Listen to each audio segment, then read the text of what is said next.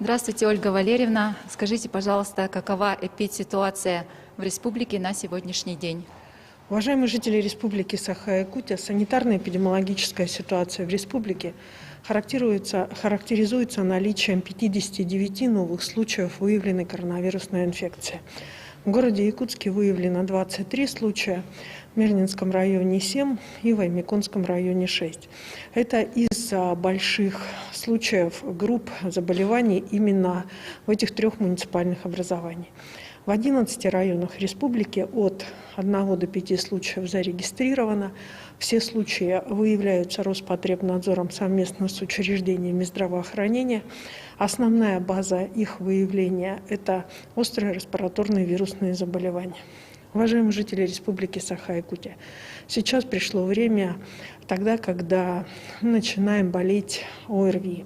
И, соответственно, особое внимание должно быть именно к этому заболеванию. В связи с этим медицинские организации готовы в любой момент выехать по вашему вызову, поэтому при выявлении признаков ОРВИ, соответственно, сразу просим вызывать участковых врачей по месту вашего жительства. Ситуация по больным, которые находятся в наших больницах сегодня, особенно тяжелым, она характеризуется наличием, соответственно, ситуации, при которой в основном тяжелеют граждане, имеющие хронические заболевания и возраста старше 60-65 лет. Необходимо обратить внимание, что эта группа как оставалась, так и остается самой сложной группой именно в течение заболевания. И, соответственно, их охрана и забота о них сегодня является одной из базовых проблем и по решению вопросов по их как вакцинации, так и выздоровлению является основной задачей всех учреждений здравоохранения и органов государственной власти на территории республики. В связи с этим еще раз обращаю ваше внимание на необходимость соблюдения, в том числе и гражданам, которые достигли возраста 65 лет, соответствующих мер поддержки, соответствующих мероприятий, направленных на сохранение собственного здоровья. Берегите своих старших братьев, сестер и родителей. За сутки в республике проведено 1680 исследований на новую коронавирусную инфекцию. Всего с начала пандемии обработано 949 428 тестов.